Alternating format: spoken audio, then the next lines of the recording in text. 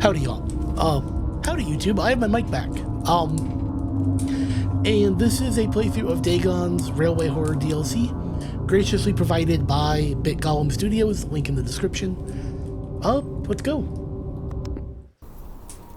My dreams occasionally approached the fantastical in character, though falling somewhat short of coherence. One scene is especially stamped upon my recollection. That of a dank, fetid, reed-choked marsh under a gray autumn sky.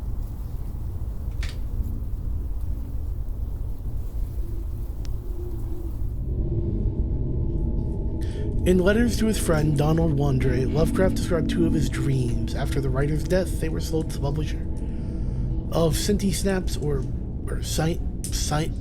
Sinti Snaps / Bizarre Magazine, published in the form of short stories. First one, titled The Very Old Folk, tells the story of one of the provinces of the Roman Republic and the mysterious mountain inhabitants performing terrible rituals. The second one was titled The Thing in the Moonlight, published January 1941. Publisher added a fabricated beginning and ending to it, in which Lovecraft, unable to free himself from the nightmare, mentally contacts a stranger. Other publishers later reprinted the story, unaware that some of the text was not authentic. It is this stream that we present here in its original form, without any additions.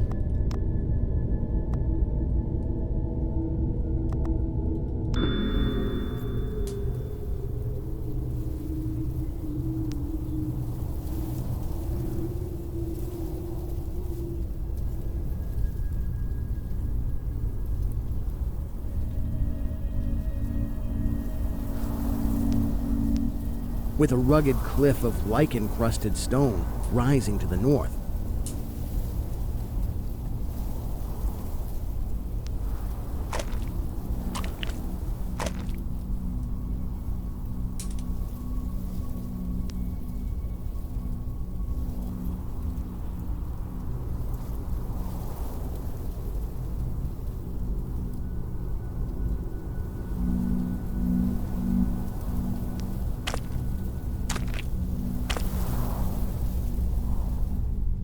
Impelled by some obscure quest, I ascended a rift, or cleft, in this beetling precipice.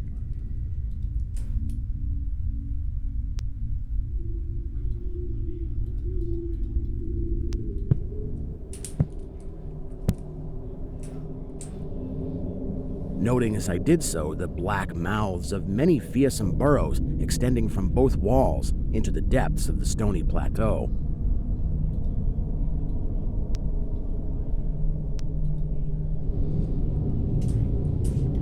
The protagonist whose fate you follow is Lovecraft himself. After all, it's an account of his dream. That's why he wanted to reproduce his way of speaking and accent as faithfully as possible. Unfortunately, no recordings of his voice have survived. That's why we had to rely on only descriptions from numerous letters. Friends remember his voice as high-pitched, thin, and flat. However, it changed while reading or reciting, as the writer's wife, Sonia Green, recalled his voice then became stronger, clearer, and deeply resonant. Lovecraft spoke with a New England accent, which, as the writer himself mentions, was characterized by the following. We don't pronounce any final R in words like car, far. Phonetically, our common pronunciation is indistinguishable from ka, fa. Selected letters from 3.420. In his youth, Lovecraft tested his singing skills and even recorded some of his rehearsals. My mother actually liked the results. Mothers are not always unbiased critics, but I saw to it that in essence we removed the incriminating evidence. Later I tried something much less ambitious. That was a better success, but it reminded me so much of the way of a dying fox terrier that I very carelessly happened to drop the record soon after it was made. I've since confined my artistic talents to literature.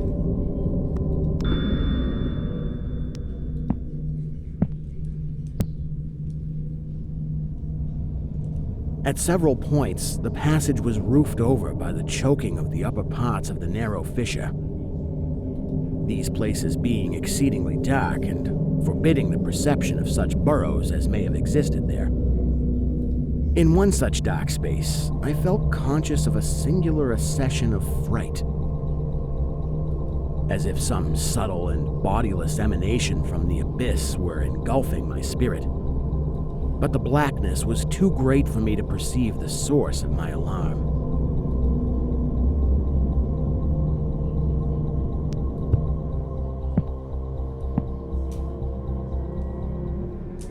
At length, I emerged upon a tableland of moss-grown rock and scanty soil, lit up by a faint moonlight which had replaced the expiring orb of day.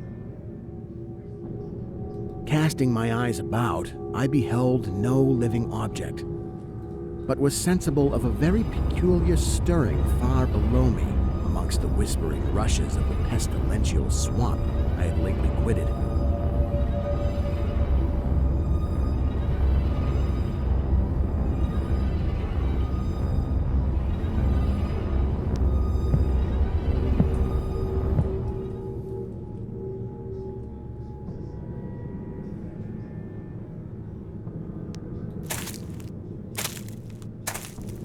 The sound design is phenomenal.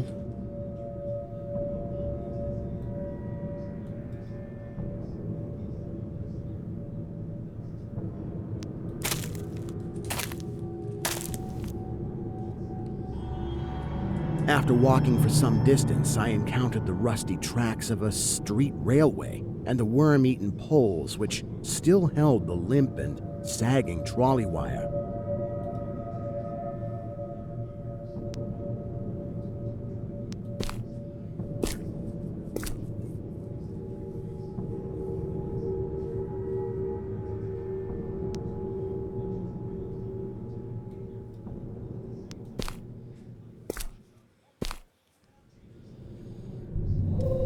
Following this line, I soon came upon a yellow vestibuled car numbered 1852 of a plain, double-trucked type common from 1900 to 1910.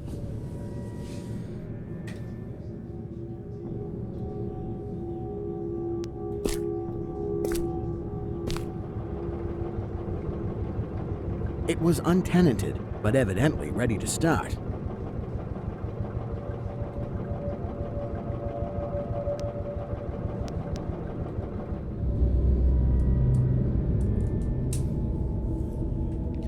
The railway has always fascinated people. The mighty power of the machines, the freedom to travel vast distances, the romanticism of almost unrestricted exploration, thousands of strangers passing each other every day, but also the desolate train stations, dreamlike journeys through the night, fatal accidents, and dangerous strangers. No wonder that this topic has attracted horror and fantasy writers from Charles Dickens' The Signal Man, through Robert Bloch's award-winning That Hell-Bound Train to Clive Barker's The Midnight Meat Train. It's also impossible not to mention the most important Polish weird fiction author, Stefan Grabinski, whose most famous collection of stories, The Motion Demon, is dedicated to the railway. You'll be able to get more acquainted with his work through our next game. And by the way, the steam locomotive was first used to transport passengers in 1825. I wonder if it has anything to do with the number dreamed by Lovecraft.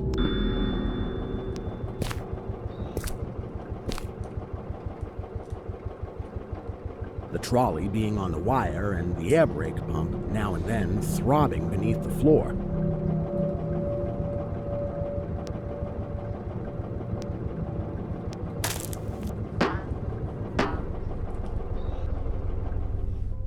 I boarded it and looked vainly about for the light switch, noting as I did so the absence of controller handle, which implied the brief absence of the motorman.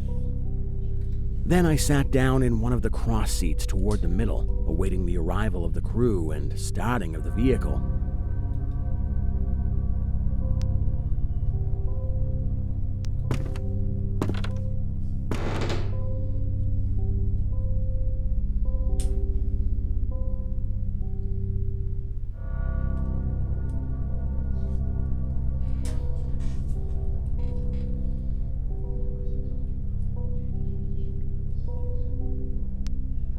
Presently, I heard a swishing in the sparse grass toward the left and saw the dark forms of two men looming up in the moonlight. They had the regulation caps of a railway company, and I could not doubt but that they were the conductor and motorman. Then one of them sniffed with singular sharpness and raised his face to howl at the moon. The other dropped on all fours to run toward the car. I leapt up and at once raced madly out of that car.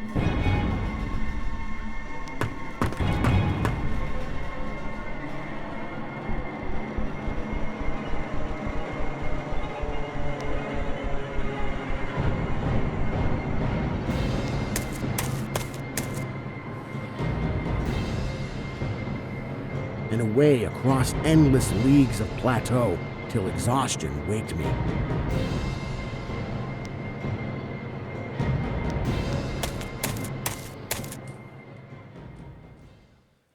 Doing this not because the conductor had dropped on all fours, but because the face of the motorman was a mere white cone, tapering to one blood-red tentacle.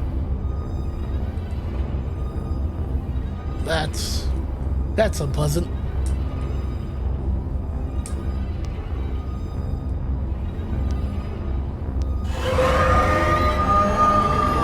How do you howl with a face like that?